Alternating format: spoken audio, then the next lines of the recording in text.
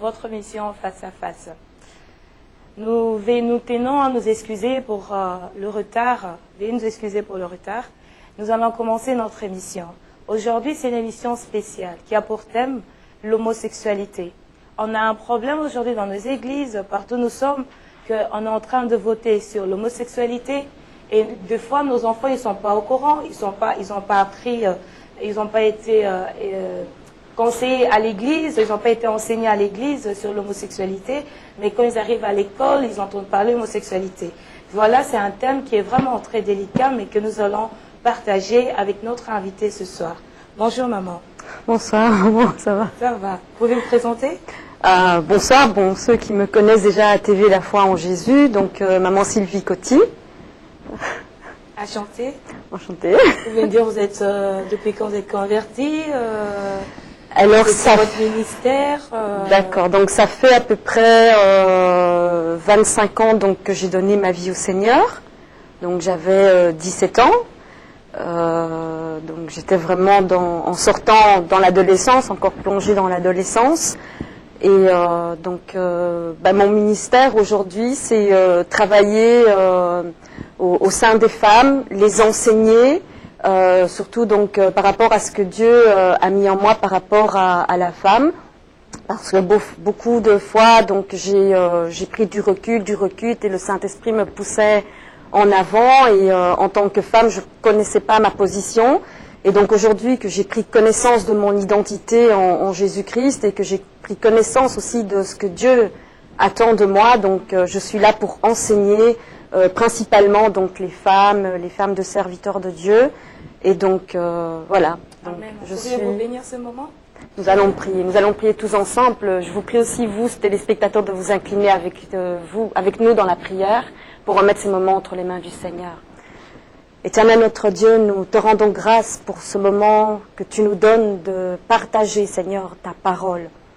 Seigneur, parce qu'il s'agit de ta parole, nous invoquons, Seigneur, ton esprit au milieu de nous. Seigneur, parce que tu dis que c'est ton esprit qui nous enseignera et qui nous conduira dans toute la vérité. Et ce soir, nous avons besoin d'être conduits dans la vérité. Non pas, Seigneur, par la connaissance humaine, non pas par l'esprit humain, Seigneur, mais par ton esprit. Et je prie que vraiment tu puisses venir révéler cette parole, que tu puisses venir te révéler, Seigneur, à nous qui voulons apporter quelque chose à ton peuple ce soir. Bénis tout un chacun qui prend part à cette émission, ouvre les cœurs et, Seigneur, vraiment transforme-nous par le renouvellement de notre intelligence. Nous avons besoin, Seigneur, d'être transformés, Seigneur. Nous avons besoin d'être libérés. Nous avons besoin que toutes les forteresses qui ont été érigées, Seigneur, au travers des enseignements erronés de ta parole, au travers même du manque de connaissance de ta parole, que toutes ces forteresses, Seigneur, tombent ce soir et que, Seigneur, ton peuple puisse être libéré. Seigneur, que ton onction, Seigneur, se manifeste dans le cœur, Seigneur, de ceux qui écoutent cette parole et en nous-mêmes. Dans le nom puissant de Jésus-Christ, j'ai prié. Amen. Amen, amen, amen, amen. N'oubliez pas, il y a l'émission qui passe aussi sur la radio. Donc, pour ceux qui veulent écouter la radio, ils peuvent aussi écouter parce que ça passe aussi en direct sur la radio. Bonjour encore, maman. En fait, j'ai une toute première question. Parce que là, nous allons parler sur l'homosexualité. Pourrais-tu me dire, c'est quoi l'homosexualité dans l'Église? Parce que aujourd'hui, nous trouvons qu'il y a l'homosexualité qui est rentrée dans l'Église. Pourrais-tu nous parler un peu par rapport à ça? Alors, l'homosexualité, on ne va pas dire l'homosexualité dans l'Église, parce que l'homosexualité, c'est l'homosexualité, peu importe là où on va la trouver. Et il y a d'abord la différence, en fait, entre l'homophilie, qui est déjà, en fait, un homme qui est attiré par un autre homme. Donc là, c'est uniquement de l'attirance. Mais l'homosexualité, c'est vraiment quand on est rentré dans cet acte.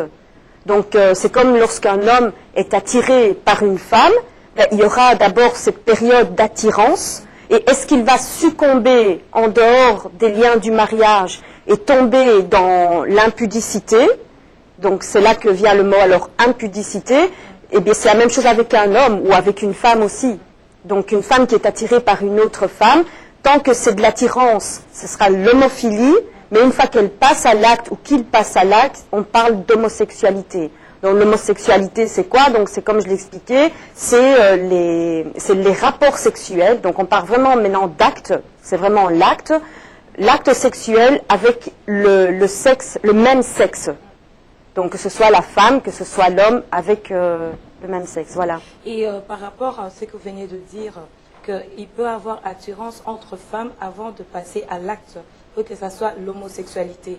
Est-ce que déjà le fait d'avoir cette attirance en tant que femme, c'est là, en tant que chrétien, cela est bien ou pas? Mais tout ce qui est déjà, tout ce qui prépare en fait, je veux dire, la concrétisation du péché, la Bible nous dit déjà que c'est déjà mal.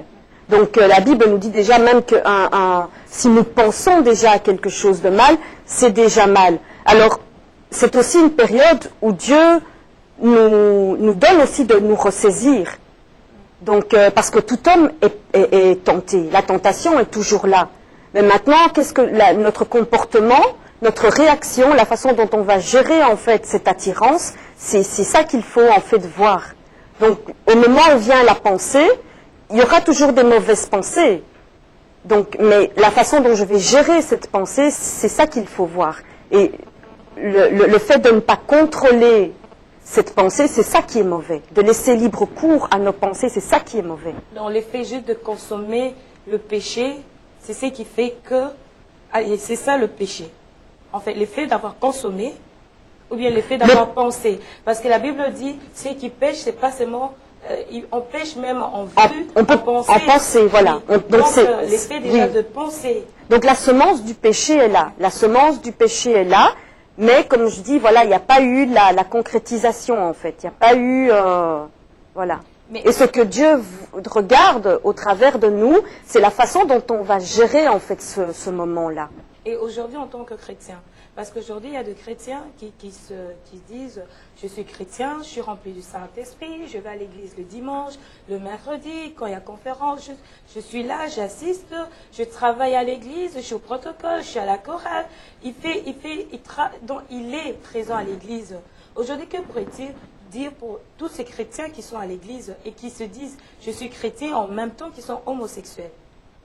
Mais, donc, ils sont chrétiens, pourquoi? Parce que ils ont accepté Jésus-Christ dans leur cœur. Il faut savoir déjà, qu'est-ce qu'un chrétien? Est-ce qu'un chrétien est une personne parfaite? Non. Un chrétien, c'est quelqu'un qui a reconnu qu'il était pécheur et qu'il a besoin de la grâce de Dieu, qui reconnaît que Jésus-Christ est mort pour ses péchés et qui a accepté Jésus-Christ. Ça, c'est le chrétien. Donc, il s'identifie à Jésus-Christ. Maintenant, que ce soit l'homosexualité ou que ce soit d'autres péchés, est-ce que le fait qu'il est homosexuel, il n'est pas chrétien? Je vais dire non. Il est chrétien. Mais maintenant, il doit en fait, c'est-à-dire qu'en tant que chrétien, il fait des choses qui déshonorent la parole de Dieu. C'est ça, il doit comprendre que il fait des choses qui sont, où Dieu se prononce même en abomination à Dieu. Là, vous avez dit que non, quand on est chrétien, on s'identifie à Dieu. Donc, ça veut dire le fait de se convertir, qu'on essaie de faire des choses comme Dieu, qu'on essaie de marcher selon la voie de la parole de Dieu. Voilà, c'est ça. Donc, le fait d'être déjà chrétien, donc ce que veut dire, il est déjà enseigné à l'église pour savoir ce qui est bien à faire et ce qui n'est pas bien à faire. Non, le fait d'être chrétien n'est pas le fait que nous soyons enseignés. Et je crois que c'est pour ça qu'il y a l'état de l'église aujourd'hui, c'est que nous avons les chrétiens. Les chrétiens, je reviens à dire que c'est celui qui a donné sa vie à Jésus-Christ. Maintenant, le chrétien a besoin d'être enseigné. Et ça, c'est la responsabilité des pasteurs, des leaders, des enseignants. C'est pour ça que Dieu nous donne des enseignants dans l'Église, pour nous enseigner la parole de Dieu. Et c'est pour ça que Dieu nous demande aussi, à partir du moment où tu as accepté Jésus-Christ, prends ta Bible et médite-la. Médite-la chaque jour. La croissance spirituelle ne peut venir que par la connaissance de la parole de Dieu. Prier, c'est bien. Prier tout seul, c'est pas suffisant. Et connaître la parole de Dieu, c'est très bien, mais connaître sans prier, parce que nous avons besoin de la prière pour pouvoir mettre la parole de Dieu en action. Donc, il faut vraiment... c'est ça, comme j'ai commencé cette prière, voilà, je me souviens de ce que j'ai dit dans ma prière, où j'ai dit que nous avons besoin d'être transformés par le renouvellement de l'intelligence. Donc, ça veut dire qu'il y a une intelligence qui est là, il y a une connaissance qui est là, mais cette connaissance a besoin d'être renouvelée. Et ça, par rapport à la parole de Dieu. Et quelle est la part de l'Église par rapport à ça? Parce qu'il y a il y a des enfants qui vont à l'école, il y a des groupes de jeunesse. Il y a des réunions de jeunes, de femmes, des hommes.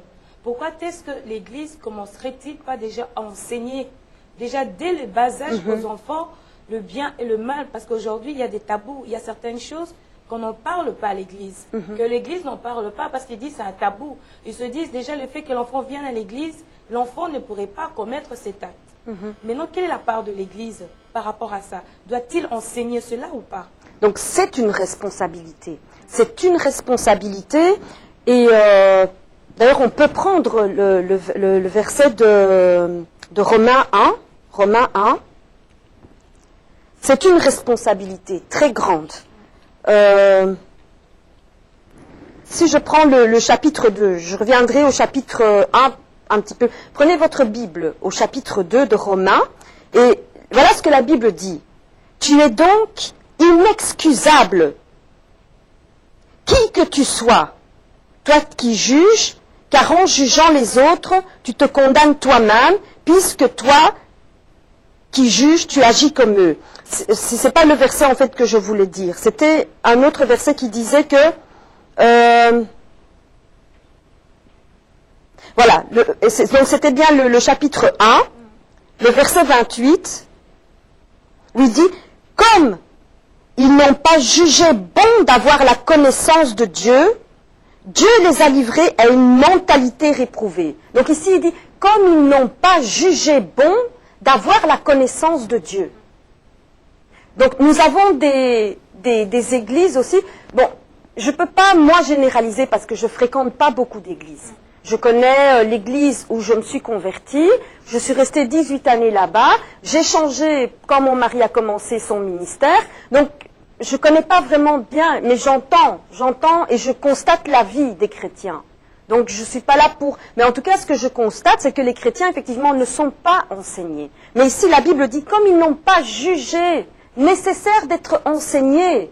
Donc ça veut dire que c'est une réprimande que Dieu nous fait. Nous devons juger nécessaire d'être enseignés. Et d'être enseignés par nous-mêmes d'abord, parce qu'en tant que chrétiens, d'accord, en tant que chrétiens, nous devons prendre la parole de Dieu.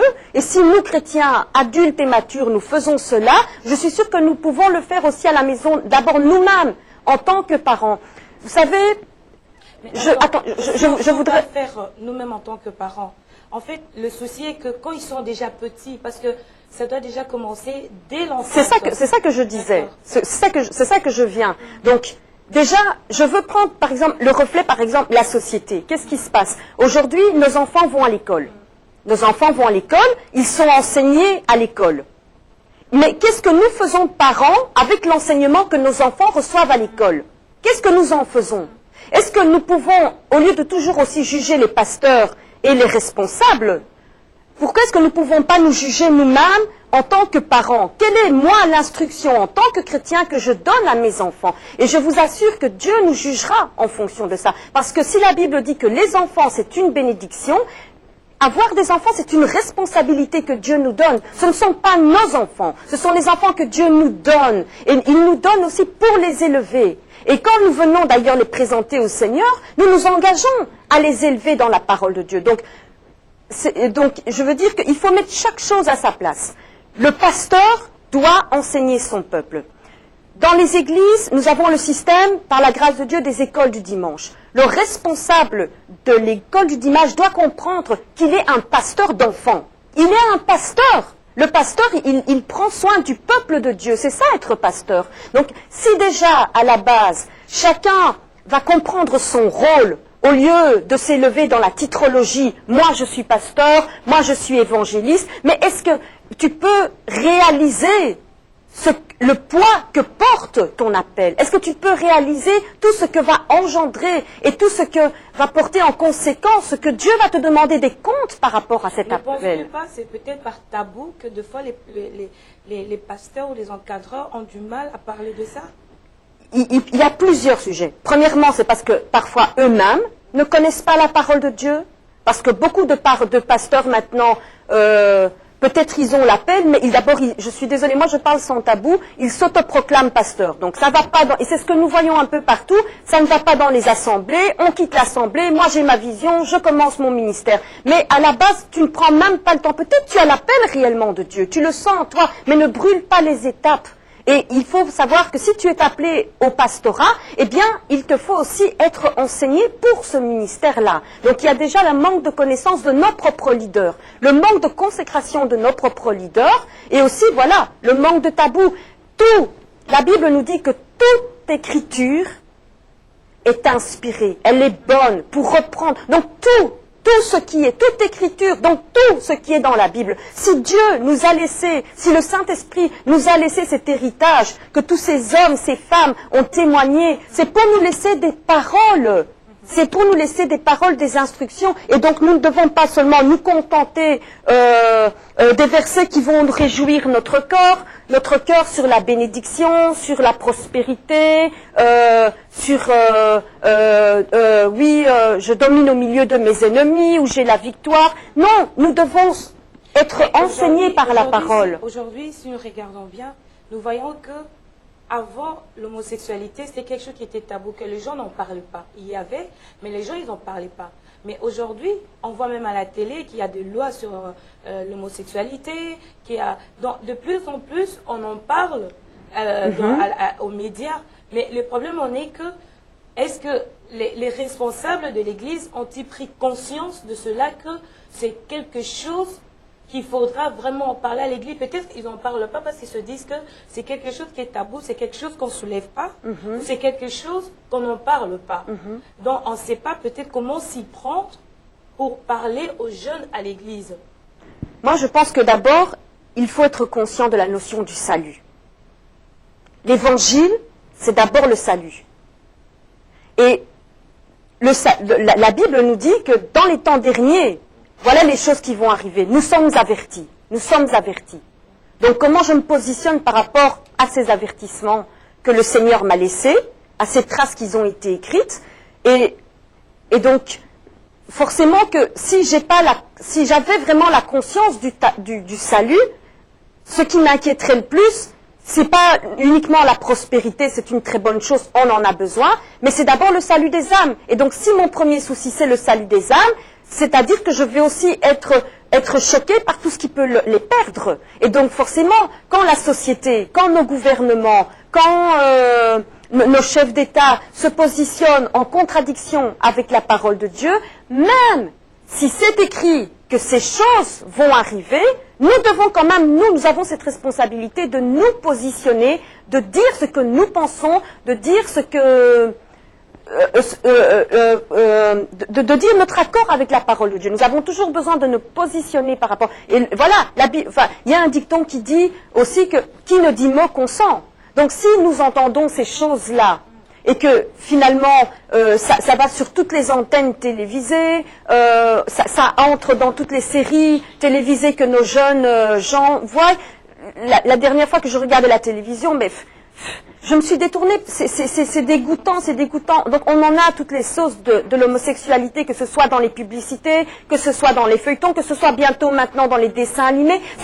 Satan se glisse ce message, il s'infiltre partout et il va utiliser ce qui est de plus puissant aujourd'hui. Qu'est-ce que c'est? C'est les médias, c'est tous ces moyens électroniques de communication, c'est la communication, c'est ça que Satan va utiliser. Et par rapport aux parents, comment doivent-ils s'y prendre aux enfants pour parler d'homosexualité?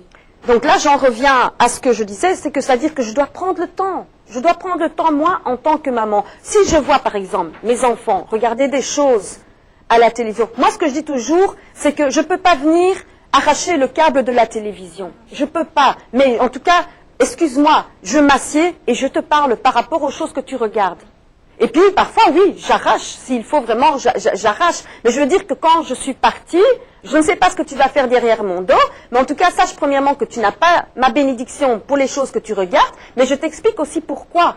Donc, je m'assieds et j'explique à mes enfants pourquoi. Et nous devons, et donc, si nous voulons expliquer à nos enfants pourquoi, ben, il faut d'abord nous-mêmes chercher pourquoi dans la parole de Dieu. Parce que peut-être les parents n'expliquent pas parce qu'ils ne savent même pas où trouver dans la parole de Dieu. Ils savent parce qu'ils ont entendu que Dieu n'aime pas l'homosexualité, mais peut-être que même ils n'ont jamais été lire un verset dans la parole de Dieu par rapport à ça. Mais le parent, c'est vrai qu'il y a des parents qui ne sont pas chrétiens, mais qui savent que ce n'est pas bien d'être homosexuel. Et peut-être, mais non, le problème, quel mot le parent peut-il employer pour dire à son enfant que l'homosexualité n'est pas bien. Donc, on pourrait dire en général. En général, même par rapport à la morale. Par rapport à la morale. Mais je crois qu'il faut revenir à la source des choses. La source des choses, même si nous ne sommes pas chrétiens, c'est que si nous voyons l'évolution du monde, si nous voyons la procuration, je veux dire, au niveau du genre humain, parce que Dieu, finalement, a créé des espèces animales qui peuvent se reproduire par elles-mêmes. Hein, Dieu a créé des plantes, des végétaux qui peuvent se reproduire. Mais dans la race humaine, Dieu n'a créé au départ aucun être humain qui peut se reproduire.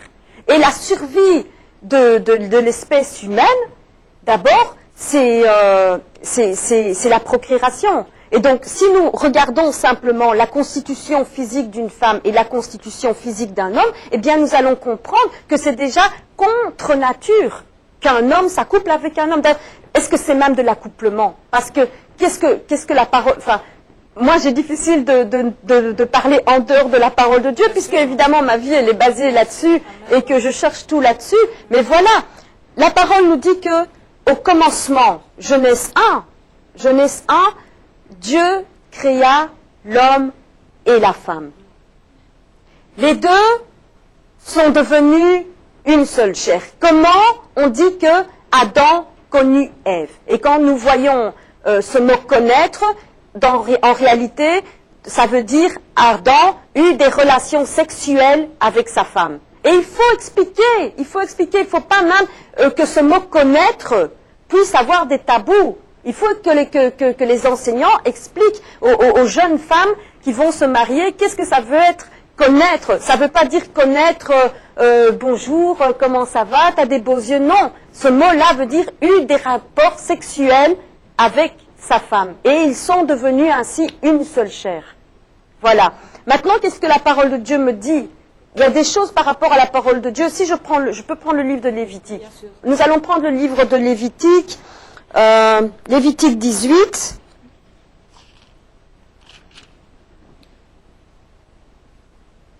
et le verset 22. Donc, il faut comprendre que ces choses-là, vous voyez, les Lévitiques, c'est déjà dans l'Ancien Testament. Vous dites qu'aujourd'hui, l'homosexualité, c'était une chose taboue. C'est une chose taboue. Mais déjà, Dieu nous avertit déjà dans Lévitique, donc avant même que Jésus vienne, avant le Nouveau Testament, avant notre ère à nous, avant les générations futures, Dieu, dès le commencement, il explique. Et donc le verset 22 nous dit ceci. Et c'est très clair, la Bible n'a aucun tabou. C'est pourquoi nous devons aussi apprendre à ne pas avoir de tabou, parce que la Bible n'a pas de tabou par rapport à ces choses-là. Voilà ce que la Bible nous dit dans Lévitique 18, le verset 22. Je dis bien le mot, hein, coucher. Coucher, hein, comme vous l'utilisez chaque jour. Tu ne coucheras pas, donc il parle aux hommes, il parle à un homme, hein. Tu ne coucheras pas, excusez-moi, hein, je ne vois pas, j'ai pris la petite Bible, donc je ne vois pas très très clair. Tu ne coucheras pas avec un homme comme on couche avec une femme. Tu ne coucheras pas avec un homme de la même manière qu'on couche avec une femme. Tu ne coucheras pas. C'est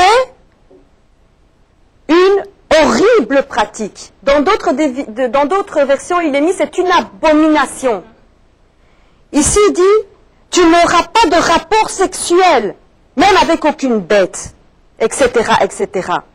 Donc, vous voyez que ces choses-là, qui sont tabous pour nous, les êtres humains, les chrétiens, ne sont pas tabous pour Dieu. Dieu nous a enseigné ouvertement. Ouvertement. Et si je reprends le livre de Romains,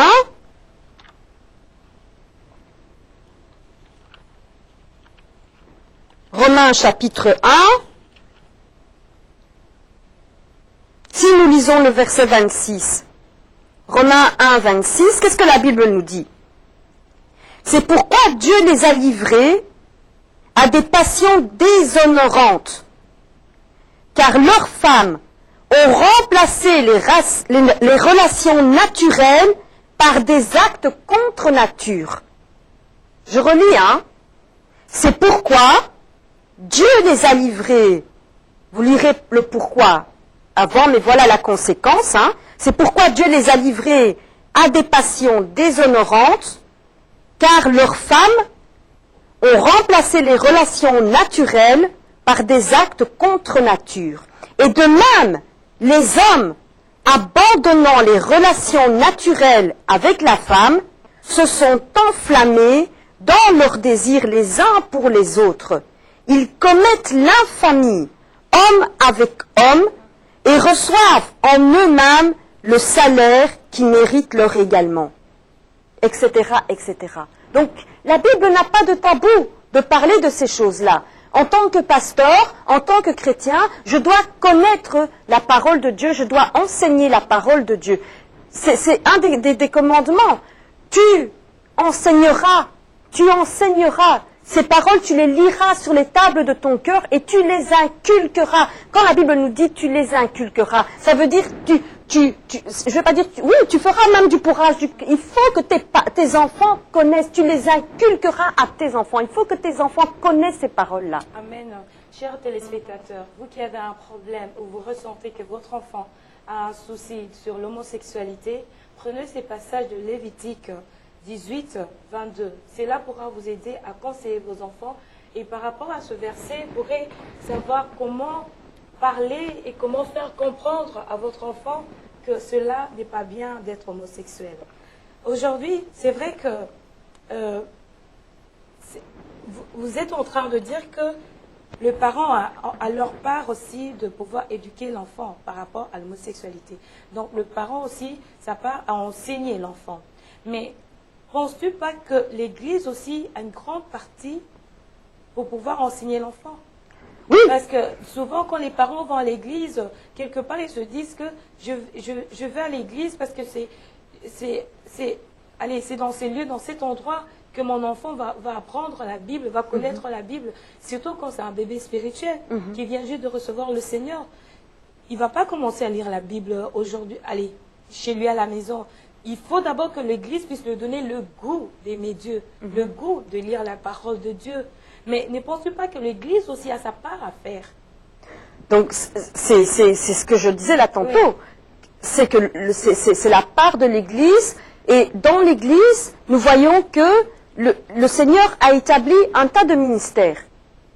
Il a établi les pasteurs, les apôtres, les prophètes, les enseignants, etc., etc. Et puis il y a d'autres... maintenant, je disais là tantôt que voilà... L'organisation telle que l'Église s'est développée aujourd'hui, eh bien, nous avons le groupe des mamans, nous avons le groupe des papas, nous avons le groupe des ados, nous avons le groupe des enfants. Et je pense que c'est une très bonne chose. Et il faut que les personnes qui, en fait, s'engagent dans ces ministères-là, je disais là tantôt, aient conscience. On ne s'engage pas dans un ministère pour s'engager. Peut-être il y a d'autres qui n'ont pas encore conscience. Mais il faut c'est la responsabilité du pasteur que lorsqu'il donne une responsabilité à un membre de son église pour diriger un ministère, pour faire partie d'un ministère, il faut que il y a beaucoup de désordre aussi, je crois, dans beaucoup d'églises. Pourquoi? Parce que voilà, nous avons des nouveaux membres qui viennent, ils sont même pas encore assis dans la foi, ils sont pas encore établis, ils n'ont pas des fondements, et directement, pour leur donner justement le goût d'aller à l'église, pour leur donner alors on va leur faire croire que voilà, je veux te donner des responsabilités, et je te place là-bas, et je te place là-bas. Mais non, il faut... Donc il n'y a pas assez de suivi à Il l'église. n'y a pas assez de suivi à l'église. Il y a pas assez... Il y a des églises qui sont très bien encadrées. On ne va pas dire que c'est une généralité. Il y a des églises qui sont très bien engagées.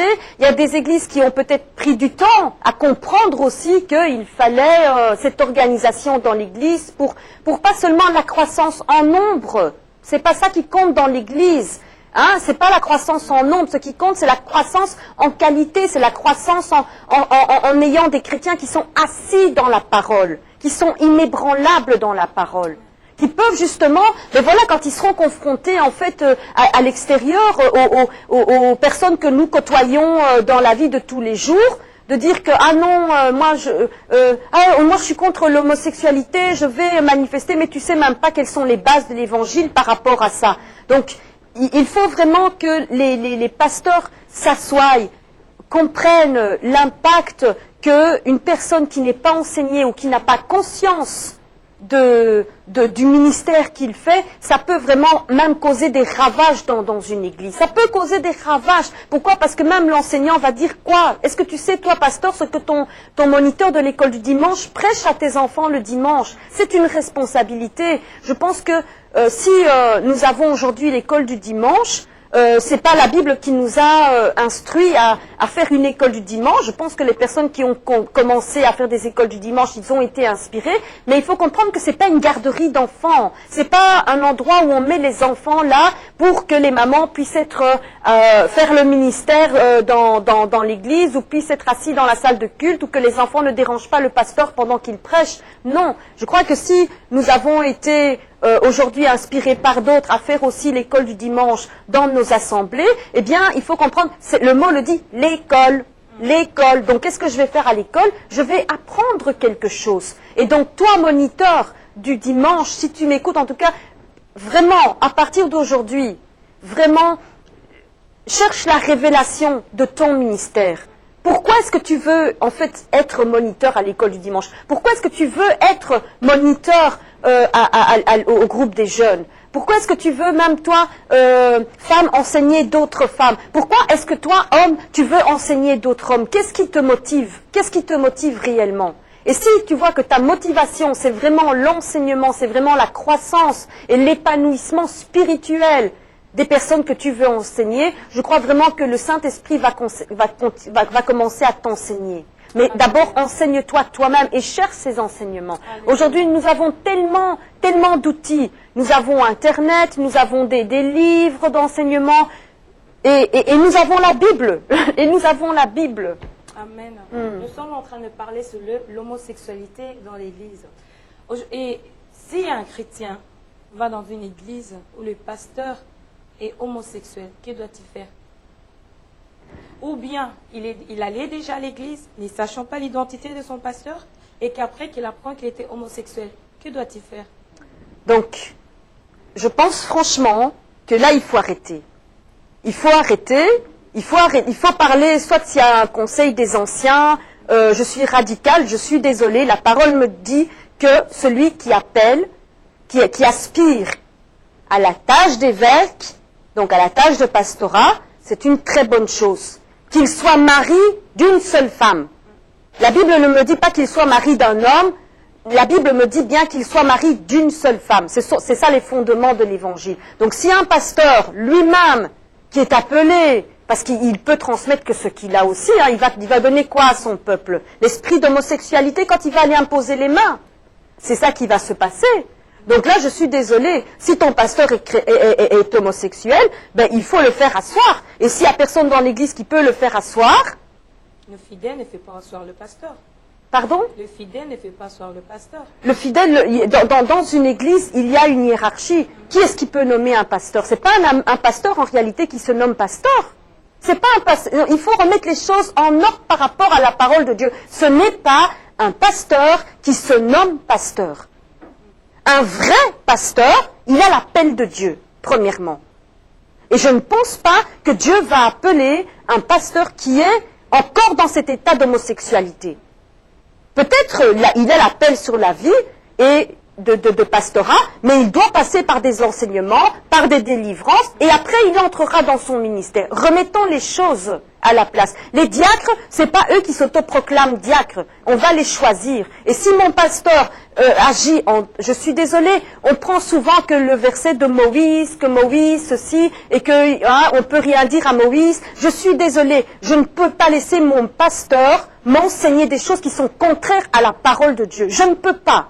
Mais c'est à cause de ça que l'Église les chrétiens doivent lire la parole de Dieu. Oui. Parce qu'il y a beaucoup qui vont à l'Église, qui ne lisent pas la parole de Dieu, qui n'ont pas la connaissance. C'est ce que je disais. Ils sont contents de ce que le pasteur dit. Et même s'ils sont en train de dévier, ils séparent. C'est ce que je disais au début de l'émission. Vous vous souvenez, je vous disais quoi? Arrêtons aussi toujours de mettre la faute sur les pasteurs. Nous connaissons aujourd'hui que les pasteurs, il y en a beaucoup des autoproclamés. Alors, si toi, tu donnes ta vie à Jésus, si tu as vraiment donné ta vie à Jésus, tu sais pourquoi tu as donné ta vie à Jésus. Parce qu'il a payé pour tes péchés, parce qu'il t'a sauvé, parce qu'il t'a libéré. C'est pour ça que tu as donné ta vie à Jésus-Christ. C'est ça que tu as reconnu. Et si c'est pas ça, ben, tu n'es pas chrétien. C'est ça le fondement de l'évangile. Et donc c'est ça que je dis, arrêtons aussi toujours. Oui, il y a la faute des pasteurs, il y a la faute, mais il y a aussi ma propre responsabilité. Il y a quand je deviens chrétien, j'ai ma propre responsabilité. Je lisais dans Jérémie 31. Jérémie 31, ça me vient. Donc Isaïe, Jérémie 31.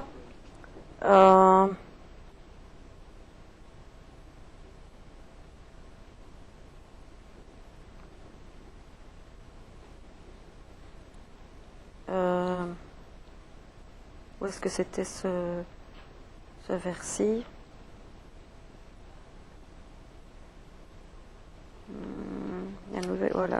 Voilà, verset 34.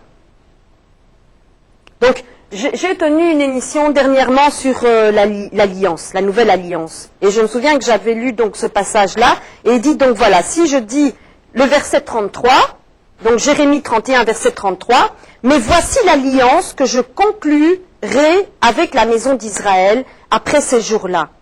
Oracle de l'Éternel. Je mettrai ma loi au-dedans d'eux. Je l'écrirai sur leur cœur. Ça veut dire quoi déjà?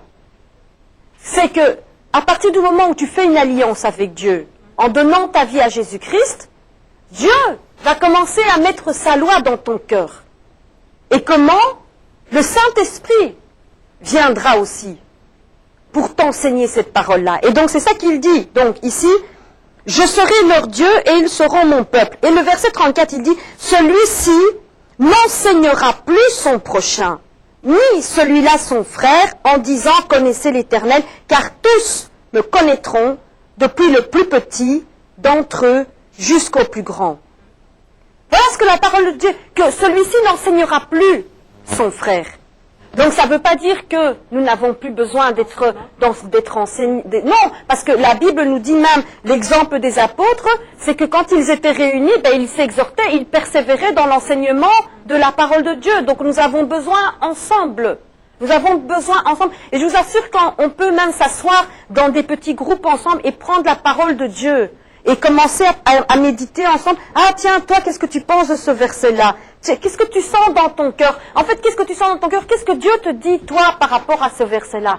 Ah, mais moi, le Seigneur me dit ceci, et ces paroles-là vont... Et ces moments sont tellement des moments privilégiés. Si nous pouvons avoir ces moments-là de partage ensemble, vraiment. Et ces moments aussi d'intimité avec le Seigneur, de prendre la parole de Dieu, de s'asseoir, de méditer, de passer des heures à lire cette parole-là.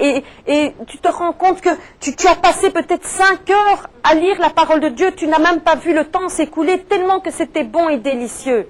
Alléluia. Donc c'est une responsabilité que nous soyons, et la Bible nous dit que nous serons nous-mêmes enseignés, et ça c'est par le Saint-Esprit. La parole nous dit, nous sommes devenus le temple du Saint-Esprit. Donc le Saint-Esprit habite en toi. Tu crois franchement que si le Saint-Esprit habite en toi, il va te laisser avec tes impuretés, il va te laisser avec tout ce qui déshonore le Seigneur?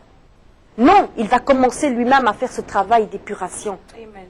Chers téléspectateurs, vous qui nous regardez, il est important de prendre conscience qu'il est important de méditer la parole de Dieu.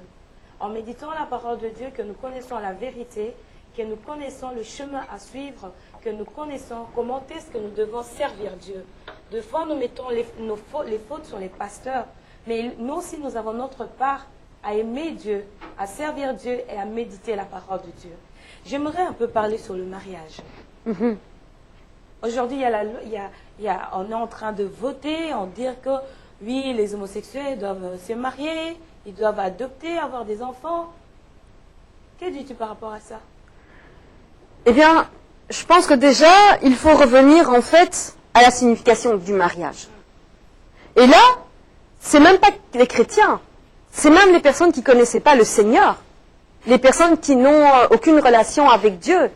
C'est eux-mêmes qui nous ont donné la définition du mariage. C'était dans nos dictionnaires Larousse, c'était dans nos dictionnaires, c'était dans les textes que même la commune, donc rien à voir avec Dieu, que la commune nous lisait. Le mariage était une union entre un homme et une femme. Donc même par la société, c'était reconnu le mariage, l'union d'un homme et une femme. Et aujourd'hui, voilà, la société revient sur ce qu'il a établi. Il revient, non, le mariage, maintenant, on peut même marier. Alors maintenant, comme les chrétiens se lèvent et disent que mais non, vous ne pouvez pas parler du mariage, c'est pas un mariage, ce n'est pas un mariage, ce n'est pas un mariage. Alors maintenant, on commence, en France, on a parlé du Pax, on a donné une autre définition, et ceci et cela. On d'attribuer un nom par rapport à ça. Voilà, donc on essaye de se justifier en fait, pour se donner bonne conscience. Voilà, parce qu'on dit non, il y a l'évolution des mœurs et tout ça.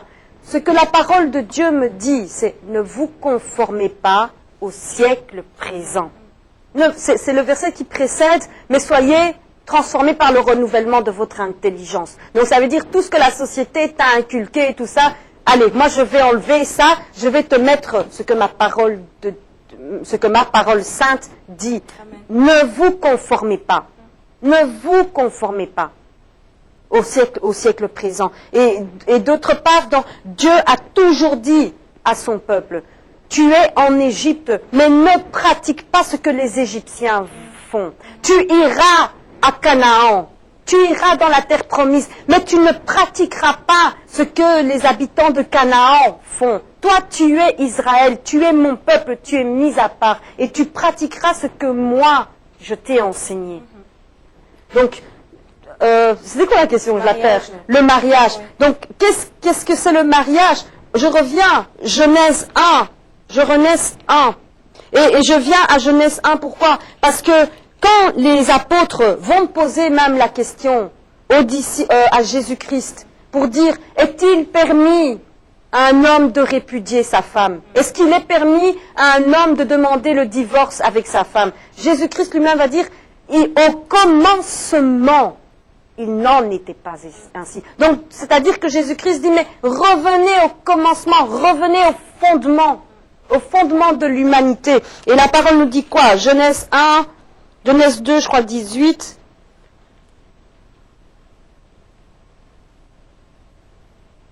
L'Éternel Dieu dit, il n'est pas bon que l'homme soit seul, je lui ferai une aide semblable qui sera son vis-à-vis. L'Éternel Dieu forma du sol tous les animaux des champs et tous les oiseaux du ciel. Il les fit venir vers l'homme pour voir comment il les appellerait, afin que tout être vivant porte le nom que l'homme lui aura donné. L'homme donna le nom aux animaux, à tout le bétail, aux oiseaux du ciel et à tous les animaux des champs. Mais pour l'homme, il ne trouva pas d'aide qui fût son vis-à-vis. Alors, l'homme Dieu fit tomber un profond sommeil sur l'homme, qui s'endormit. Il prit une de ses côtes et referma la chair à sa place. L'Éternel Dieu forma une femme de la côte qu'il avait prise à l'homme, et il l'amena vers l'homme. etc., etc. Donc oui, non, c'est important, je ne vais pas dire etc., lisons-le encore. Et l'homme dit, cette fois, c'est l'os de mes os, la chair de ma chair. C'est elle qu'on appellera femme, car elle a été prise de l'homme. Et il y a un mystère dans ce verset, car elle a été prise de l'homme. Je le répète encore, car elle a été prise de l'homme. La Bible dit quoi? Les animaux, Dieu les a créés à partir du sol. L'homme, masculin, Dieu l'a créé à partir de la poussière de la terre également. Mais la femme, Dieu l'a créée à partir de l'os d'Adam. Et c'est ça qu'il dit, car elle a été prise de mon os, et elle est chair de ma chair, os de mes os. Maintenant, si Jésus dit au commencement, il n'en était pas ainsi, que ce soit de répudier, et si nous prenons les autres versets qui nous disent que, voilà, ils font des choses contre la nature. Donc, la nature, c'est ce que Dieu veut, c'est ce que Dieu... Si nous voyons le cycle de l'humanité, si nous voyons le cycle de tout, comment le monde fonctionne, comment le monde, les saisons, toutes ces choses-là, cette science vraiment incroyable qui est vraiment... même les savants, ils ont beau chercher, il y a des choses qu'ils ne trouveront jamais parce que ça n'appartient qu'à Dieu.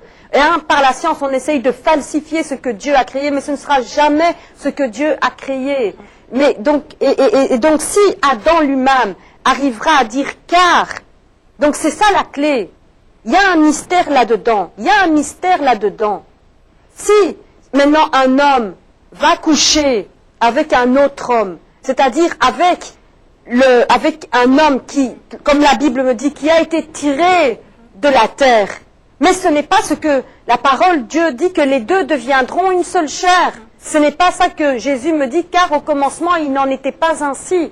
Donc voilà, et plus tard on nous dira que... Après le temps, c'est vraiment désolé. Intéressant que nous pourrions passer toute une journée ici. Mais juste par rapport à l'adoption. Si j'ai bien compris, le mariage c'est interdit parce que l'homme a été tiré de la poussière et la femme a été créée de côte de l'homme. Donc, c'est pas que c'est interdit, c'est que c'est pas un mariage. C'est pas un mariage.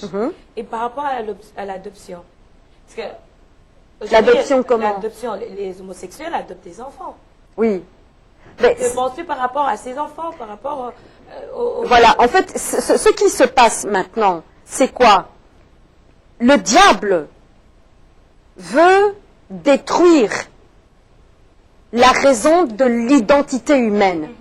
Dieu nous a créés. Il dit, faisons l'homme à mon image.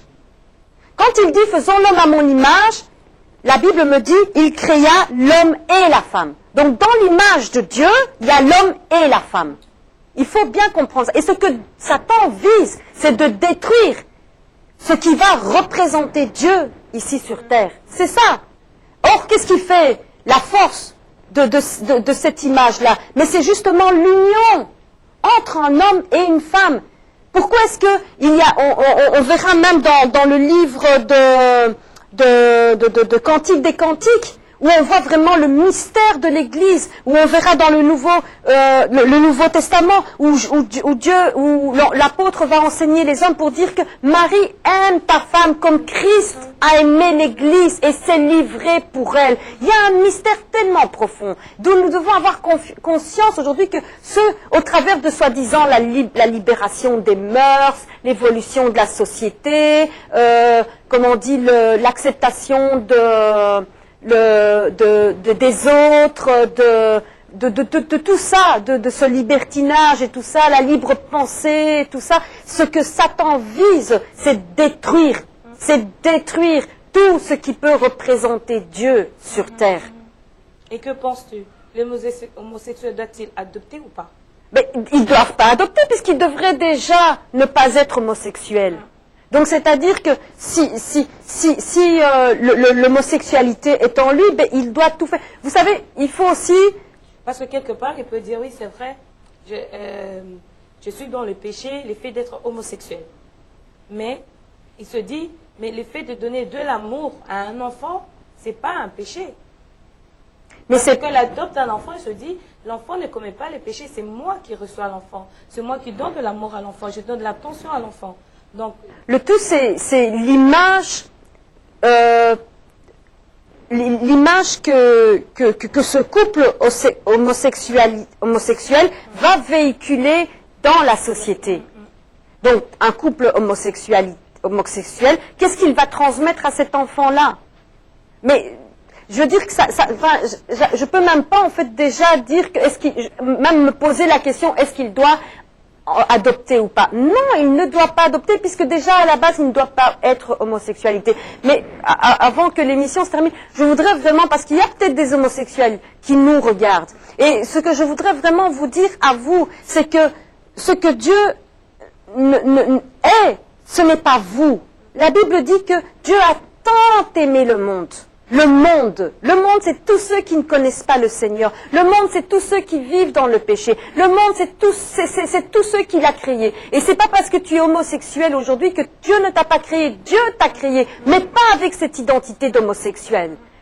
Et donc Dieu t'aime, Jésus-Christ t'aime, et il a donné sa vie pour toi. Il a donné sa vie pour toi. Il dit que tout a été accompli à la croix de Golgotha. Et donc il donne même cette puissance, parce que l'homosexualité, c'est des liens. C'est des liens. Si je lis la parole de Dieu, la parole nous dit que voilà, il y a des choses qui sont innées, que nos pères nous ont transmises. Les choses si je reviens à ce passage de Romains 1, où il dit, voilà les choses que vos pères vous ont transmises. Donc il y a des choses aussi, il faut comprendre qu'il y a des liens qui sont cachés là-dedans.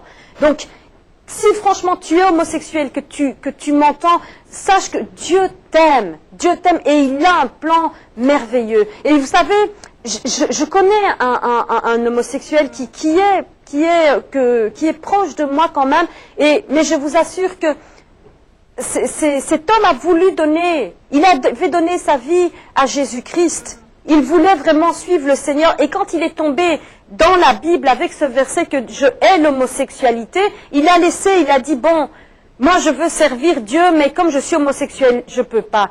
Et quand j'essaie de lui dire, mais non, si tu veux servir Dieu, eh bien donne ta vie au Seigneur. Oh, il dit, mais Sylvie, tu comprends pas, c'est plus fort que moi. Donc il avait conscience des liens. Et moi je dis, mais Jésus-Christ peut briser ces liens. Viens, on va prier ensemble, on va passer du temps. Et il me disait, non, tu peux pas comprendre. Il n'y a personne qui peut me libérer. Et aujourd'hui, ça fait plus de 20 ans qu'il est dans l'homosexuel. Moi, je continue à prier pour lui, pour que franchement, il puisse avoir cette délivrance-là.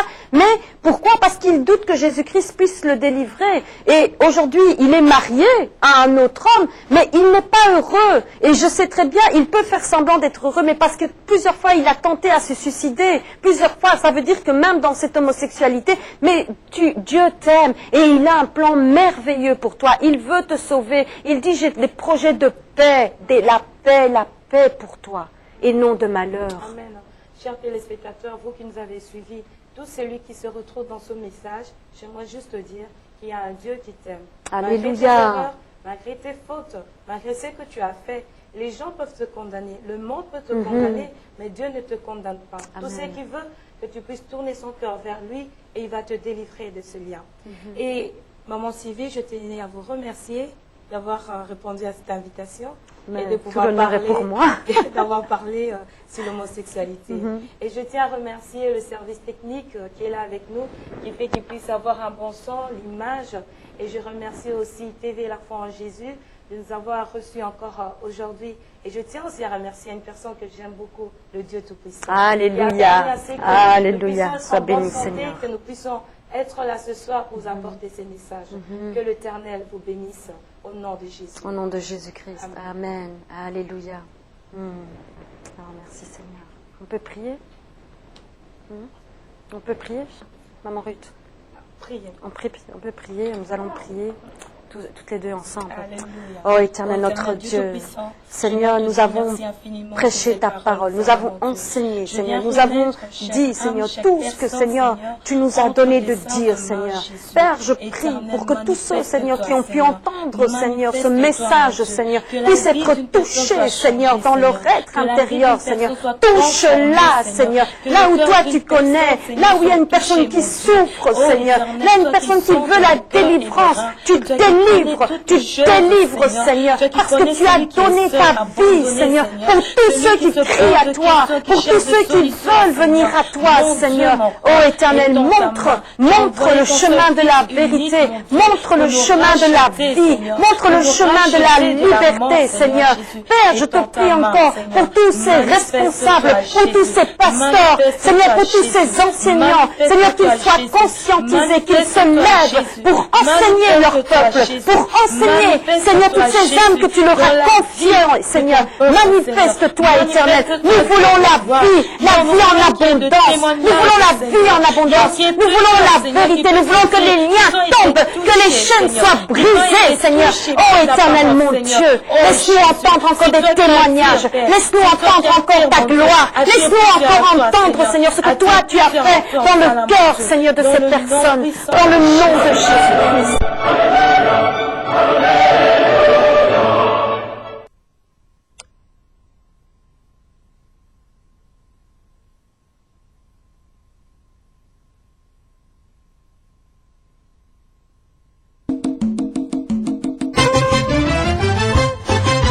Jean 19, 17 à 22.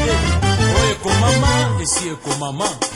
Ce qui est écrit est écrit. Comment? Ce qui est écrit est écrit. Oh, Ekomama, et si Ekomama.